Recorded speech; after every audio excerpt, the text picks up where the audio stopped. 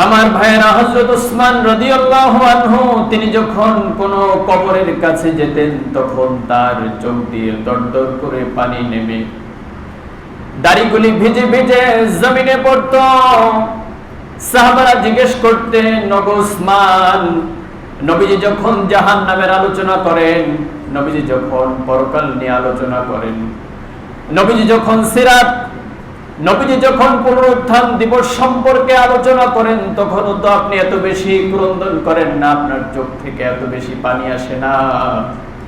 আপনি কবরের কাছে আসলে পরে এত বেশি কেন কাঁদেন?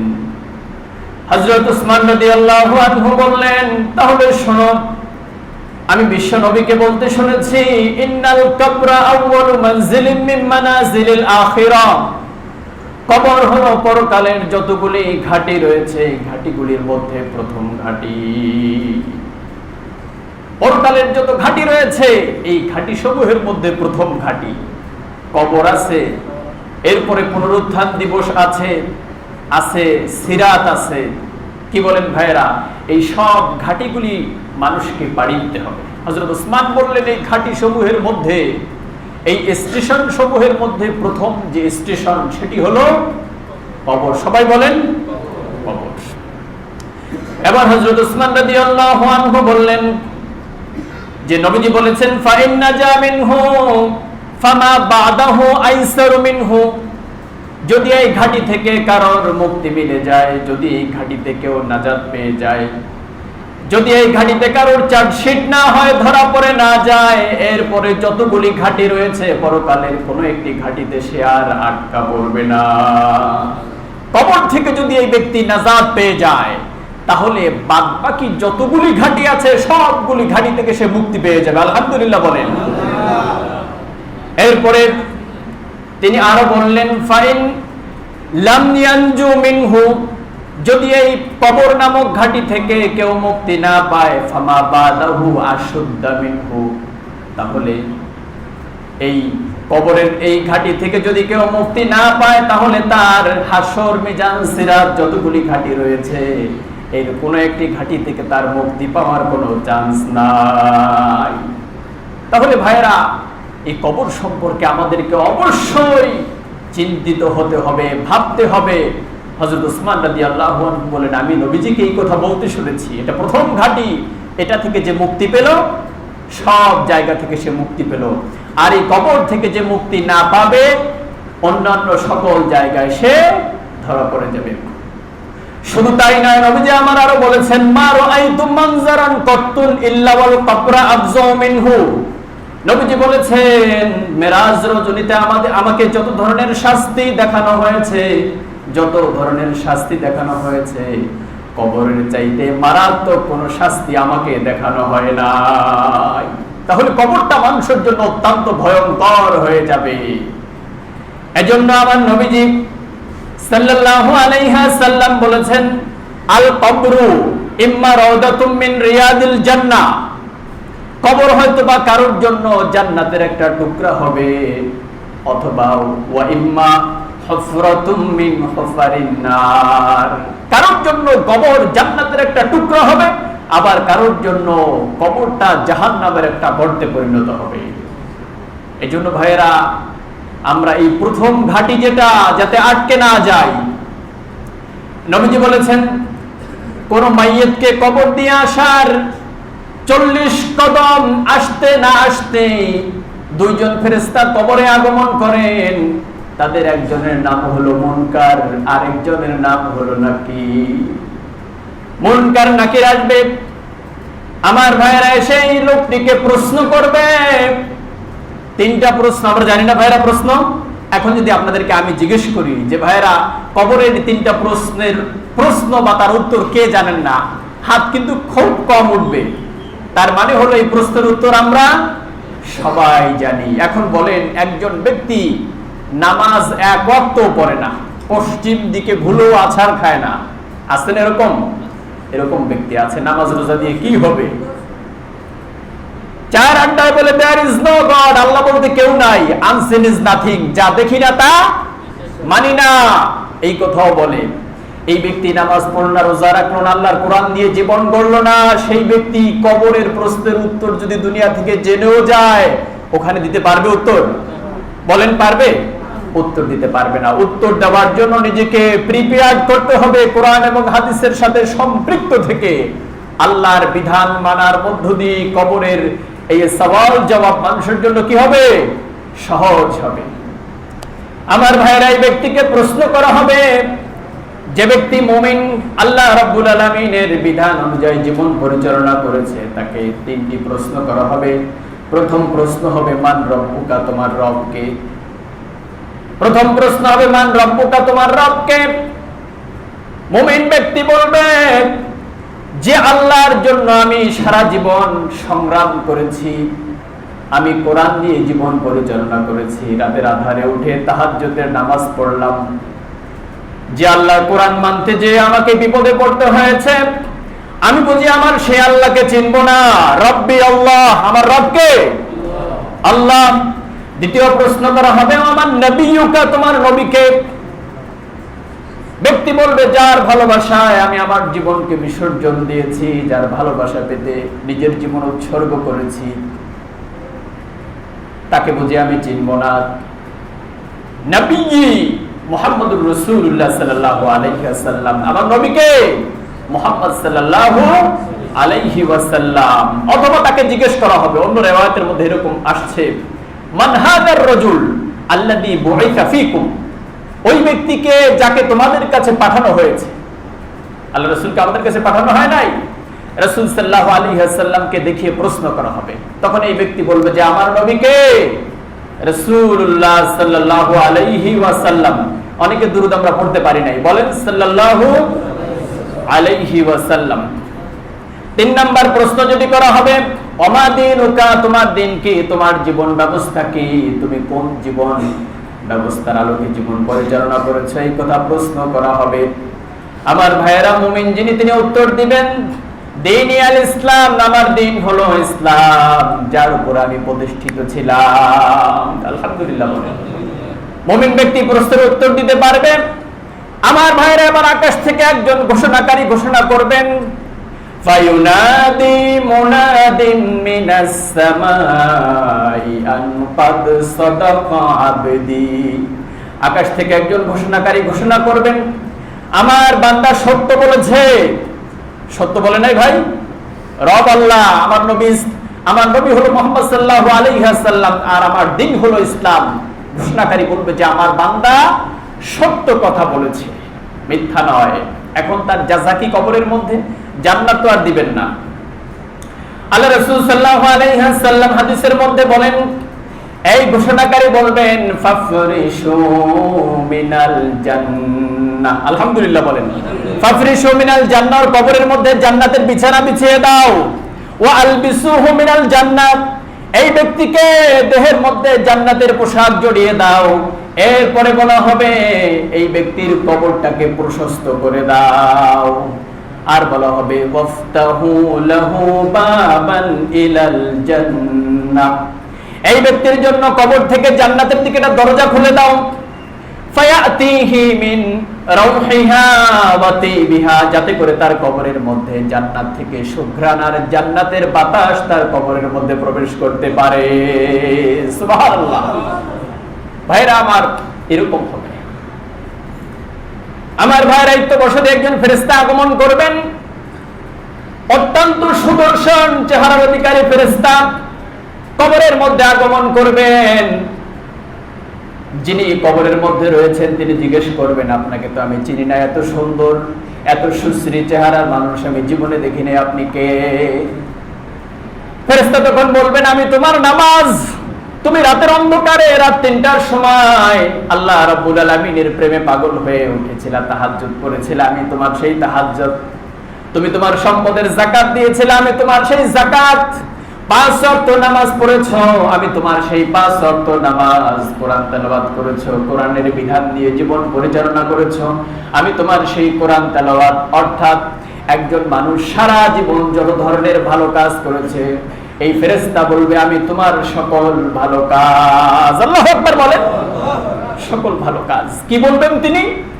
তিনি সুসংবাদ দিবেন, ও বান্দা তুমি আল্লাহর পক্ষ থেকে সুসংবাদ গ্রহণ করো, আল্লাহ তোমার জন্য জান্নাতের মতো সবথেকে বড় নিয়ামত প্রস্তুত করে রেখেছেন।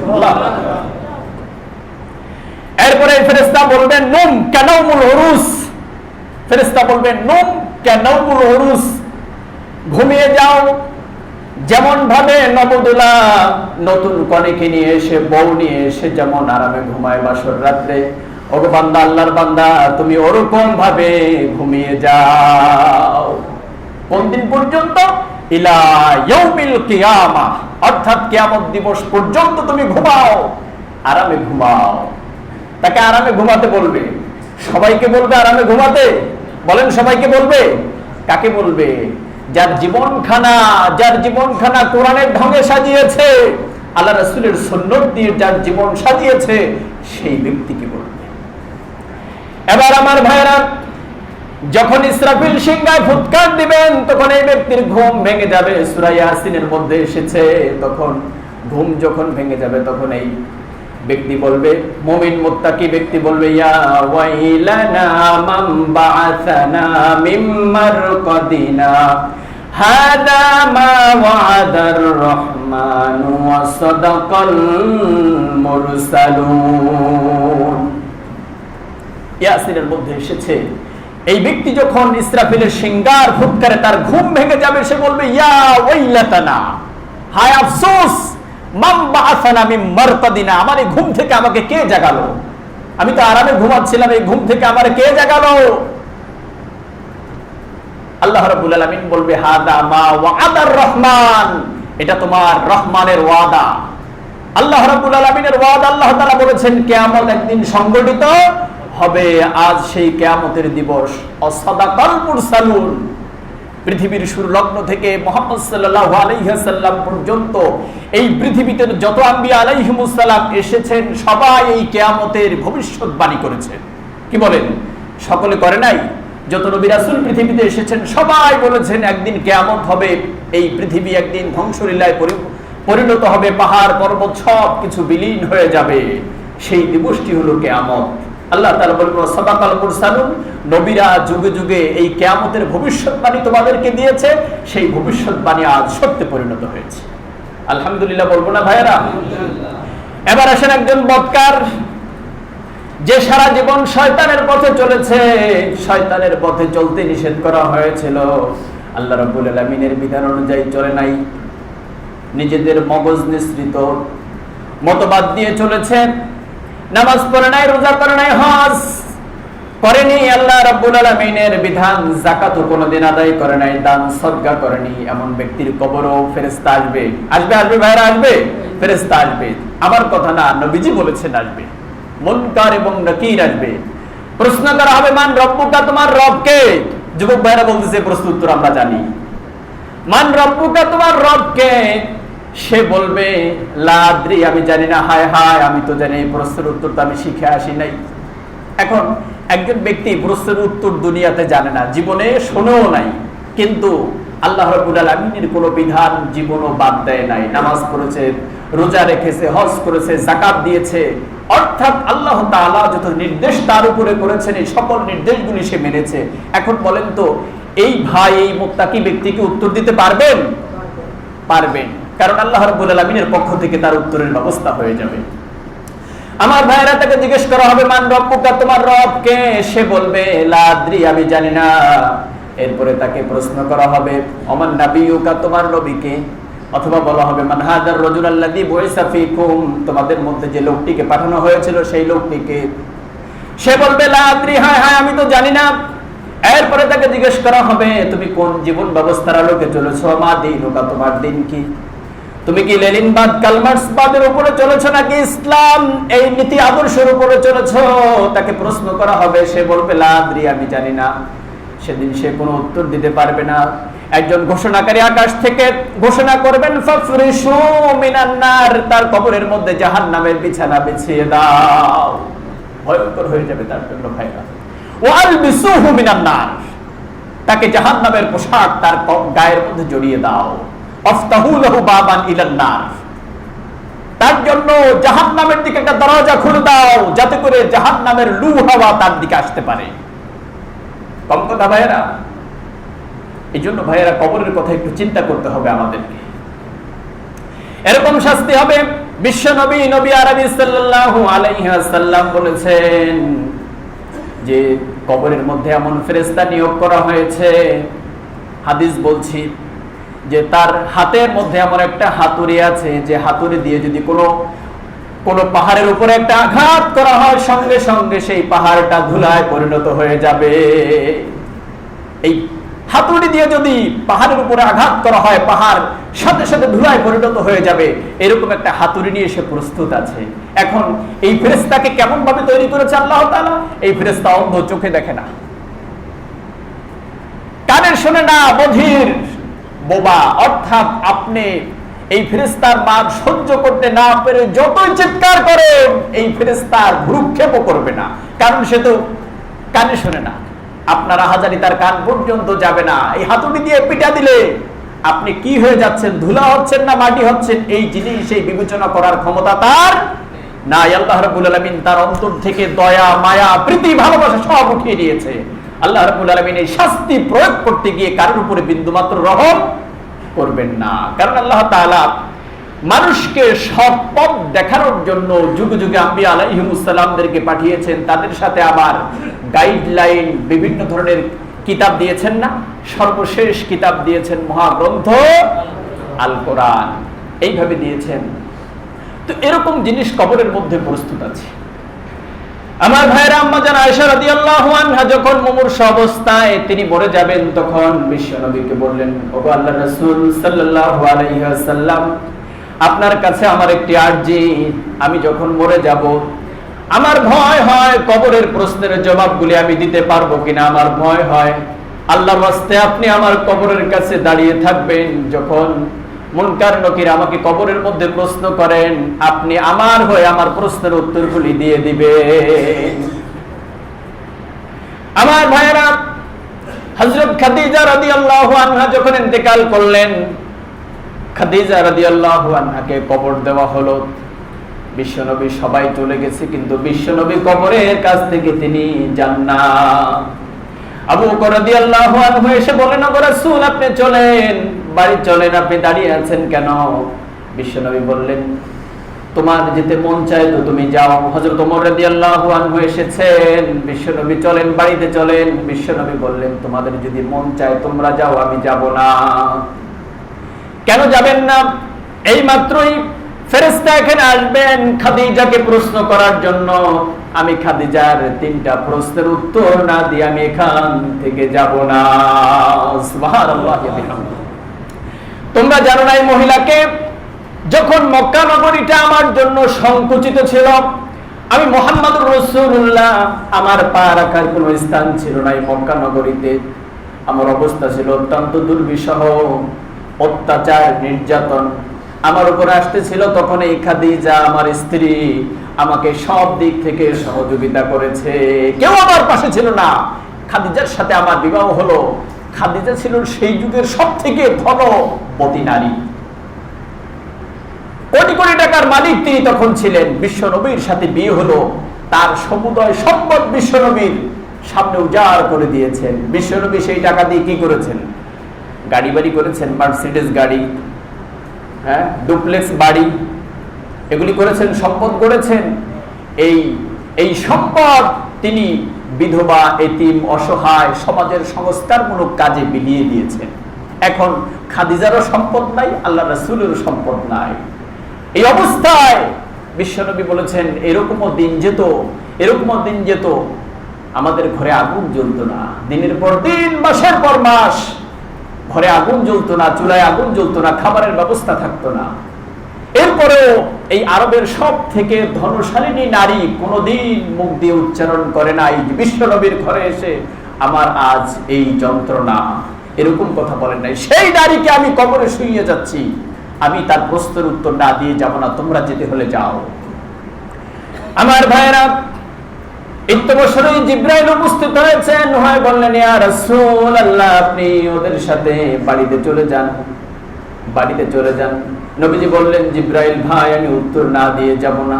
জিবরাইল বলল, আকাশ থেকে আল্লাহ তাআলা আমাকে পাঠিয়েছেন যদি খাদিজা তার প্রশ্নের উত্তর দিতে কষ্ট হয়, আল্লাহ রাব্বুল আলামিন নিজ থেকে খাদিজার প্রশ্নের উত্তর দিয়ে দিবে। এই তো সেই নারী। কি বলেন? কবরের শাস্তি হবে, এই শাস্তি বিশ্বাস করতে হবে। আমার ভাইয়েরা, বিশ্বনবী একদিন সাহাবীদের সাথে যাচ্ছেন, সাহাবীদেরকে নিয়ে যাচ্ছেন দুইটা কবরের পাশ দিয়ে। বিশ্বনবী বললেন যে এই দুইটা কবরের মধ্যে শাস্তি হচ্ছে। সাহাবীদেরকে বললেন, তবে এই শাস্তিগুলি অত্যন্ত নগণ্য কারণে হচ্ছে। একজনের শাস্তি হচ্ছে যে প্রস্রাব করে পবিত্রতা অর্জন করত না। শুনতেছেন সবাই ভাইয়েরা? যুবক ভাইদেরকে বেশি করে বলবো যে প্রস্রাব করে পবিত্রতা অর্জন করত না, নবীজি বলেছেন। 2 নাম্বার যার কবরের মধ্যে শাস্তি হচ্ছে, সে হলো চগলখোর, একজনের কথা আরেকজনের কাছে গিয়ে লাগায়। তাহলে আমি হয়তো বা মন্দ কিছু কারণে বলেছি, আমার কথা যদি আরেক ভাই গিয়ে তার কাছে বলে, তার আর আমার মধ্যে শত্রুতা তৈরি হলো না? এই শত্রুতা তৈরি করা হলো হারাম ইসলামে। আপনি পারলে উভয়ের মধ্যে সমঝোতা তৈরি করবেন, কিন্তু এই কথা লাগিয়ে শত্রুতা সৃষ্টি করা ইসলামে কি হারাম। আর একটি ব্যাপার হলো যে প্রস্রাব করে পবিত্রতা অর্জন না করা। আল্লাহ রাসূল সাল্লাল্লাহু আলাইহি ওয়াসাল্লাম বলেছেন, ইস্তানজিহু আনিল বাউলি ফাইন্না আম্মাতা আযাবিল কবরি মিনহু। তোমরা প্রস্রাব থেকে বেঁচে থাকো, অর্থাৎ তোমরা যখন প্রস্রাব করো ভালো করে পবিত্রতা অর্জন করো। যুবক ভাইদেরকে, অনেক ভাইদেরকে যদি বলে, আসেন ভাই আসরের নামাজ হয়েছে, নামাজটা একটু পড়েন, বলে হুজুর কাপড় খারাপ, লুঙ্গি খারাপ, প্যান্টে ঝামেলা আছে। ভাই আমি তো মুসলমান, নাম আব্দুর রহমান, আব্দুল্লাহ, আব্দুল কাহার, কেন আপনার এই ঝামেলা থাকবে? আপনি মুসলমান, পকেটে টিস্যু থাকবে, টিস্যু না থাকলে ঢিলা ব্যবহার করবেন, পানি আছে পানি ব্যবহার করবেন, পবিত্রতা অর্জন করবেন। ভাইরা, হুজুরের কথা শুনে রাগ হতে পারে, কবরে গিয়ে রাগ করবেন কার সাথে? বলেন, কবরে গিয়ে রাগ করবেন কার সাথে? রাগ করা যাবে তখন আপনার প্রতি এই যে ফেরেশতা নিয়োগ করা হবে, তার অন্তরের মধ্যে বিন্দু মাত্র রহমত আপনার প্রতি সে করবে না। এই জন্য আমার ভাইরা, এই কবর প্রথম ঘাঁটি এবং এটি অত্যন্ত মারাত্মক হয়ে যাবে আমার জন্য। ফাতেমা রাদিয়াল্লাহু আনহা যখন ইন্তেকাল করলেন, তিনি ইন্তেকালের পূর্বে বলেছেন হযরত আলীকে যে আমি যখন ইন্তেকাল করি বেশি মানুষকে খবর দিবা না, রাতের বেলা আমাকে দাফন করবা। হয়তোবা খবর দিলে মানুষেরা বুঝতে পারবে যে ফাতেমা কতটুকু লম্বা ছিল, তার গড়ন কেমন ছিল, আকৃতি কেমন ছিল, এটা কাপড়ের উপর থেকে বোঝার সম্ভাবনা রয়েছে। এই জন্য তুমি রাতের বেলায় অল্প মানুষ খবর দিয়ে আমার জানাজা পড়াবা। ভাইরা আমার, যারা যখন পড়ানো হলো, আবু যর গিফারি রাদিয়াল্লাহু আনহু কবরের মধ্যে নামলেন। কবরের মধ্যে নেমে বললেন, এরে কবর, তোর মধ্যে কাকে রেখে যাচ্ছি তুই কি জানিস? তোর মধ্যে রেখে যাচ্ছি জান্নাতের যুবকদের সরদার, জান্নাতের যুবকদের সরদার যারা হবে হাসান হোসাইন, তার মাকে কবর রেখে যাচ্ছি। সাবধান, কবর তুই কোনো বেয়াদবি করবি না। কবর থেকে কোনো আওয়াজ আসে না। এবার আবার আবু যর গিফারি বললেন, কবর, তোর মধ্যে কাকে রেখে যাচ্ছি তুই কি জানিস? তোর মধ্যে রেখে যাচ্ছি জান্নাতের সকল রমণীদের সরদার যিনি হবেন ফাতেমা রাদিয়াল্লাহু আনহাকে রেখে যাচ্ছি। সাবধান, কবর তুই বেয়াদবি করবি না। আবার বললেন, কবর, তোর মধ্যে কাকে রেখে যাচ্ছি তুই কি জানিস? এবার কবর কোনো উত্তর করে না। আবু যর গিফারি রাদিয়াল্লাহু আনহু বললেন, কবর, তোর মধ্যে রেখে যাচ্ছি যাকে আল্লাহ রাব্বুল আলামিন আসাদুল্লাহিল গালিব, এই পৃথিবীর সমস্ত কাফেরদের জন্য যাকে আল্লাহ তাআলা পাক করে পাঠিয়েছেন, তার স্ত্রী ফাতেমাকে রেখে যাচ্ছি। কবর তুই বেয়াদবি করবি না। কবর থেকে কোনো আওয়াজ আসে না। আবু যর গিফারি রাদিয়াল্লাহু আনহু আবার বললেন, রে কবর, তোর মধ্যে কাকে রেখে যাচ্ছে জানিস? আখিরি জামানার নবী মুহাম্মদুর রাসূলুল্লাহ সাল্লাল্লাহু আলাইহি ওয়াসাল্লামের নয়নের পুটুলি, কলিজার টুকরা মা ফাতেমাকে তোর মধ্যে রেখে যাচ্ছি। সাবধান, কবর, তুই ফাতেমার সাথে বেয়াদবি করিস না। এবার কবর বলল, আমি হাসান হোসেনের মাকে চিনি না, জান্নাতের সরদারিনী, মহিলাদের সরদারিনী ফাতেমাকেও চিনি না, আলীর স্ত্রীকে চিনি না, বিশ্ব নবীর কন্যাকে আমি চিনি না। যদি আমল ভালো নিয়ে আসে তাহলে আমার কাছে ভালো ব্যবহার পাবে, আর আমল যদি খারাপ হয়ে যায় আমার কবরের এক পাশের মাটি আরেক পাশে এমন ভাবে চাপ দিবে একটা হাড্ডির সাথে আরেকটা হাড্ডি মিশে যাবে। নাউজুবিল্লাহ বলেন ভাইরা। সেই কবর থেকে সেই কবরের প্রস্তুতি সকলকে নেওয়ার আহ্বান জানিয়ে আজকের